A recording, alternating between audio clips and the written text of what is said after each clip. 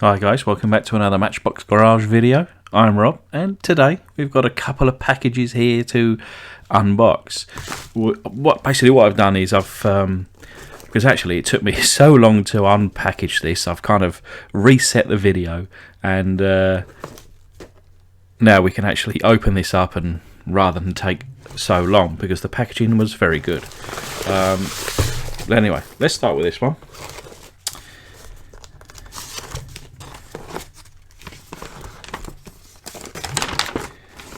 And here we have a note. Dear Rob, just a few more challenges for the collection in thanks for the great videos that you produce. I started to do my own restorations, but I'm sticking to the old style pre-1970s models, and those were included in a recent eBay purchase that I felt would be better in your hands. Well, I shall certainly try, and thank you very much for the compliment.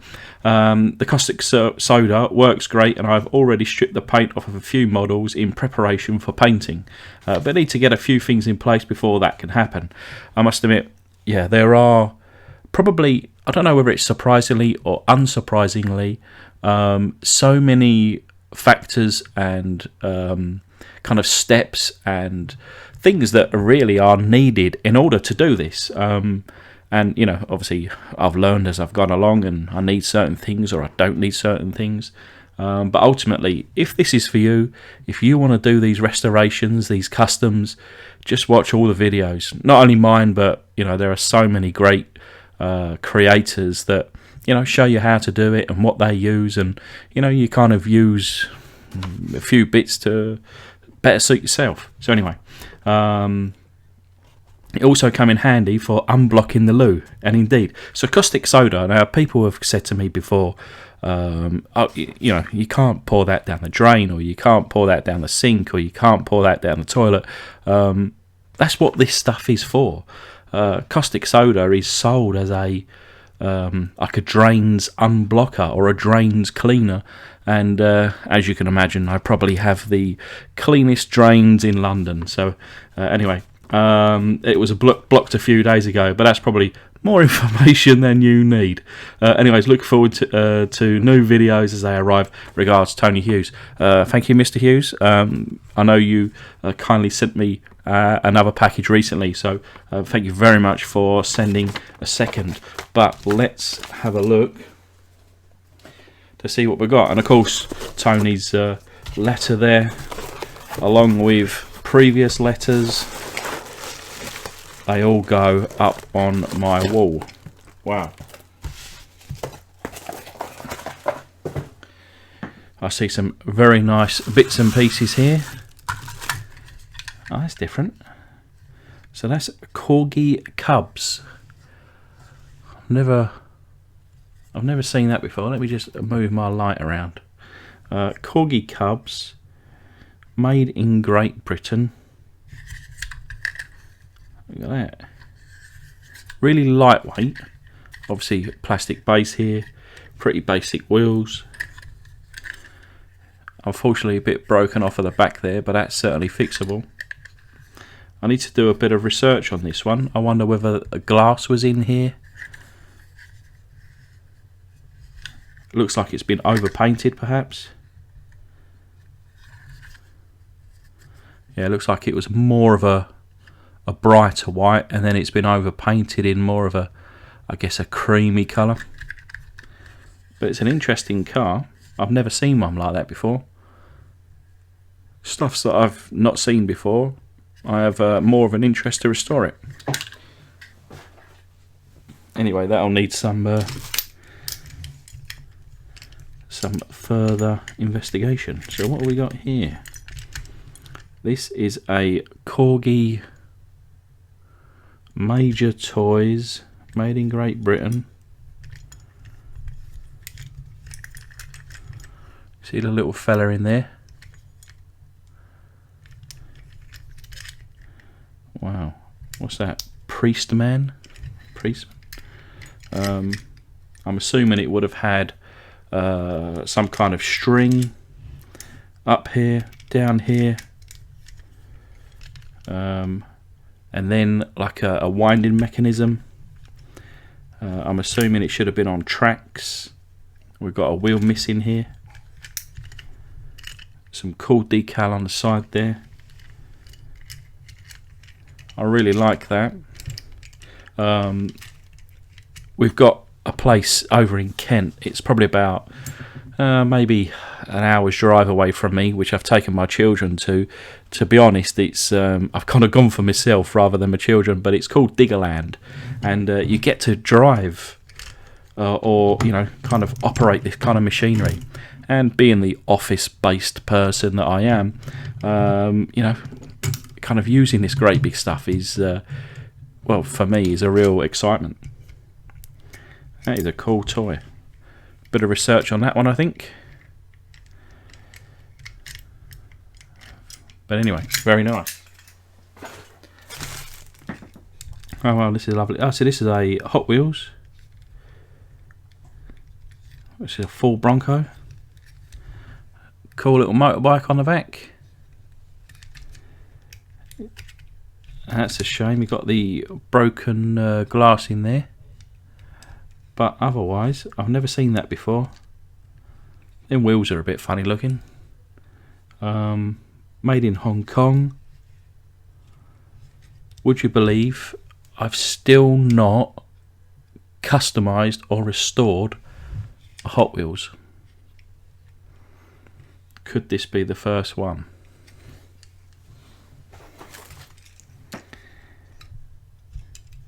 So this looks like a Reliant scimitar, and indeed a Reliant scimitar, or an ogle. I've never heard of it being called an ogle scimitar GTE. It's a Corgi Juniors Whiz Wheels. That is really cool. Shame about the glass there, broken at the top. I've never seen this one before. Funky design that. Doesn't appear that there should have been any kind of bar across there. The front end, to my knowledge, looks different compared to a usual Reliant scimitar. I'm sure that it should have headlights, but perhaps that's where the ogle comes in. Bit of research there, not just for this toy, but I've never even heard of that brand before. Maybe that's it's called that somewhere else in the world. So I'd be interested to learn. This is obviously unmistakable. Of course, 007 Lotus Esprit. Oh wow.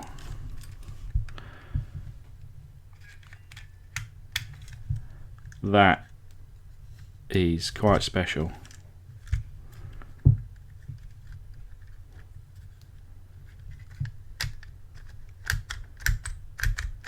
How does that come out? I want to say you push that. It's missing a wheel there.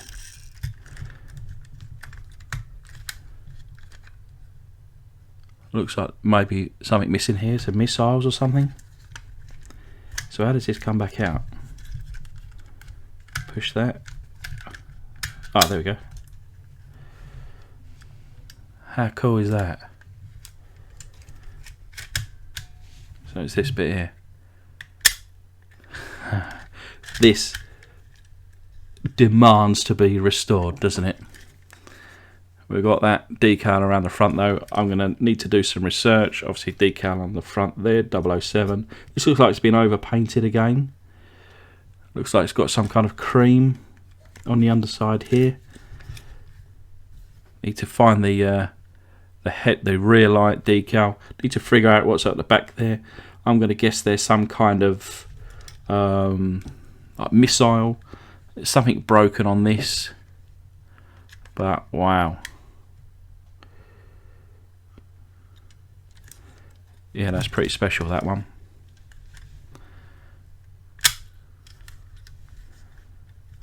That is one of my favourite diecast cars in my collection of over 2,000 cars. Yeah, almost speechless with that one. We've got two more.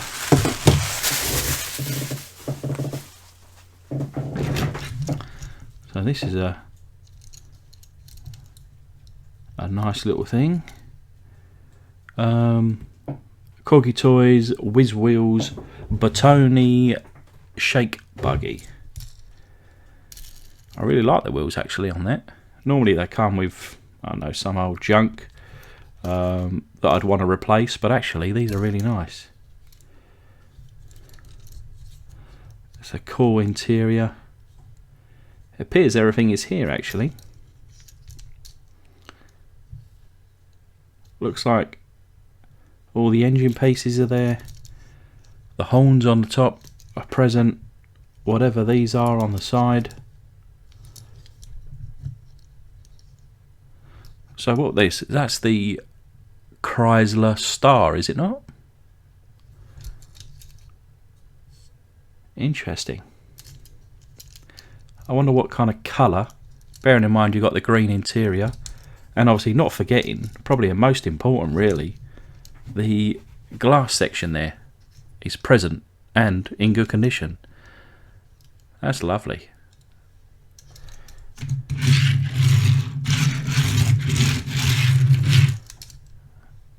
That is a lovely bit of kit, that. And then last but not least, from Tony, we've got a Hot Wheels Hong Kong Fire Eater. So it looks like we're missing a little bit of the front bumper there.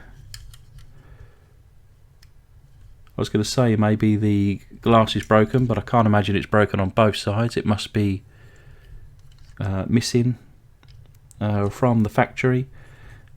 In fact, I think everything is here and present. I think a different set of wheels. My only concern would be perhaps trying to replicate all the decals here. But otherwise, you know, that would be great. I think there's a lot of detail to pull out in this casting. Yeah, nice little fire truck. I should be putting that, if temporarily, into my small but growing Hot Wheels collection. So thank you very much, Tony, for all of those. And well, I think you could probably see really my excitement in certainly a few of those that I want to get on straight away. And then we have this one, which, you know, is unusual when it came in the post. I've actually had this one for a little while, the 15th of November. So, well, over a week, I think, probably something like that. And when it came, I was like, this is strange. This, you know, I normally get cars or some Americana bits and pieces, but I didn't know what this was, so I kind of opened it up to have a little sneaky peek. So I hope you can forgive me. And what we have is some literature, some cards which we'll open, and a letter. Let me just check it. I shall just put the thumb here over the address. Okay, so dear Rob, thanks for all the great videos that you have made. Thank you very much for watching. I thought that I might send you a few items that you may find useful. So a couple of books, and we'll go through those books in a second. And I recall you saying once that you had never found a Corgi Junior Rover 3500 with an intact tailgate, and that is very true. I've never found one, and I actually really love the old Rovers. Having owned a Rover plus 2 MGs, yeah, you know, I'm looking forward to seeing this obviously packed up here, hopefully. I knew that I had one lying around somewhere, so here it is. Well, thank you very much. I'm not sure if it's meant to have glass in the rear. It looks as if it should. Well, we'll have a look. And I must admit, I do have some other castings with the rear hatch or tailgate, and they just don't have the glass in them. I don't understand why, but yeah, perhaps that's the same for this one. So we'll check it out. Anyway, so I enclose a Matchbox Pontiac GTO with a wheel problem. Obviously, the Pontiac GTO, beautiful car. One of my biggest videos, my second biggest video, is a Pontiac. It's not actually a GTO. It looks like a GTO.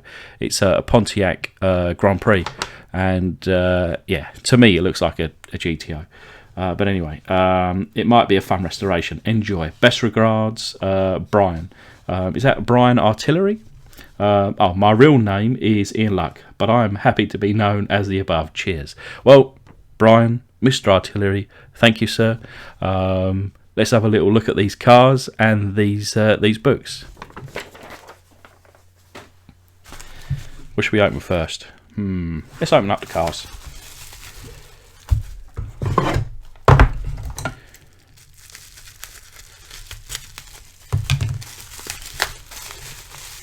So we've got a police car, and it looks like this is the Rover. Yes, it is. Beautiful. Wow, so this is a Corgi Rover 3500. And with the rear tailgate in place. And my guess is that this never had the glass section in here. That's my guess. But obviously some Googling will confirm that. Of course, this is a police car. It's got some funky police decals on it, some basic wheels. It's a nice metal based car. Now, my first instinct is to decommission this car, take away the police, fill in the hole here, strip it down, switch out the wheels, paint it a different colour, and then bring in all that details. The kind of colour that comes to mind would be something like gold or bronze or brown or what else? That kind of 70s kind of, those 70s colours. Maroon. I think a nice maroon on this would go quite nice. But yeah, I really like that car. That's a lovely little thing, that. And let's have a look at this Pontiac. My Stanley blade is downstairs somewhere, so I'm using my pair of scissors. Oh wow. Okay. So this is a Matchbox. This is a Matchbox 1970 Pontiac GTO. Look at that. Now, if I am thinking correct, you guys, I'm sure you know George over at Hodges Diecast and Customs.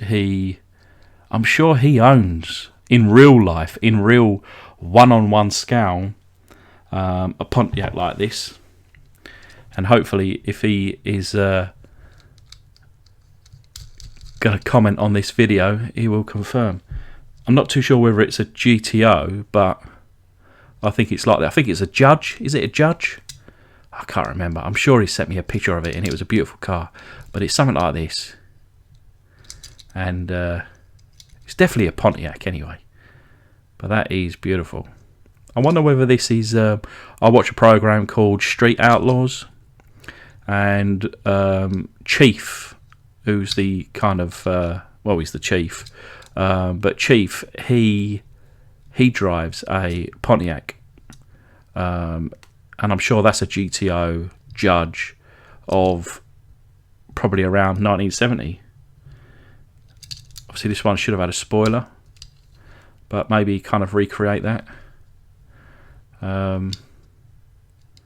Yeah, I really like that. And then we have some literature. So we've got the collector's catalogue of 1982 to 83. So this has been to America and back, this one. Obviously this one, yeah, there you go. Matchbox Collectors Club, of New Jersey, and being of 1983 born, this is even more interest to me. So there's a lot in here, and I'm sure I've probably got a lot of it. And this is going to be kind of some bedtime reading for me. I'm not going to go through all of it. You know, there are other channels that are going through kind of these things. What's his name? Oh, it's got out of my mind. Oh, look at this. What's this? They're cool. So we've got some corgi postcards there. Very nice. So this is a... Alright, so this is a corgi toys. And that'll be quite an interest to go through these. Oh, look. Now, if you remember, I customised one of these Lotuses not too long ago, and I gave it away to one lucky subscriber. Yeah, there's going to be the next few nights, I think, trying to kind of catch up on my corgi homework. And then we have TV toys. Wow. The old Batmobile there. I remember having something like that as a kid. The corgi Batmobile. Noddy. I think I may even have that one. I'm sure Mr. Tony Bellini sent that across recently.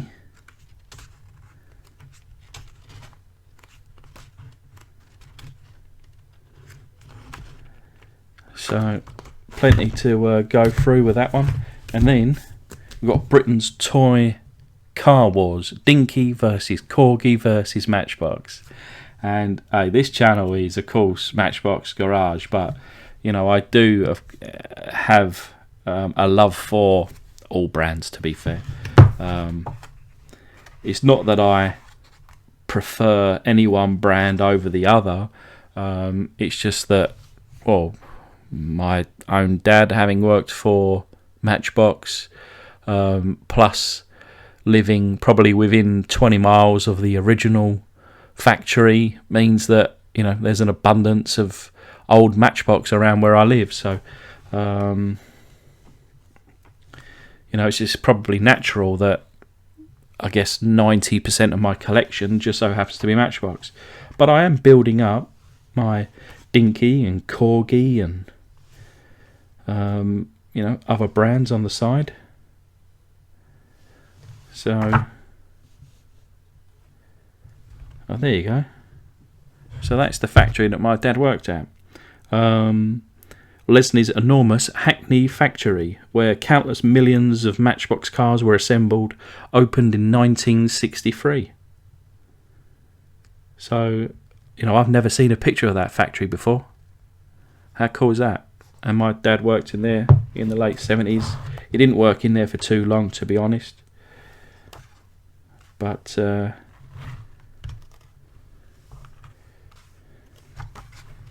know, the fact that he did just kind of adds to my love for... God, wouldn't it be great if there was a picture? I wonder if I can see him. No, so that was... Oh, that's Corgi's factory, that one. In the 80s. Down in Swansea. Now, that's always a funny thing. Of course, you see Matchbox, it says made in England. But the Corgis, they were made in Wales. But rather than write Wales, they write Great Britain.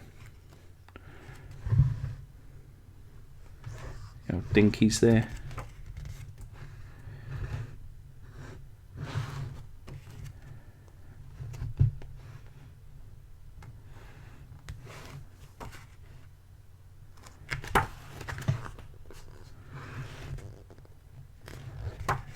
You know, I'd like to say I've got lots of these or most of these. So there you go. Mr. James May of Top Gear fame.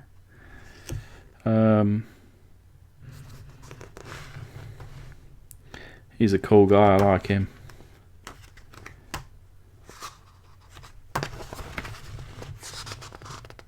Bloody hell, look at that.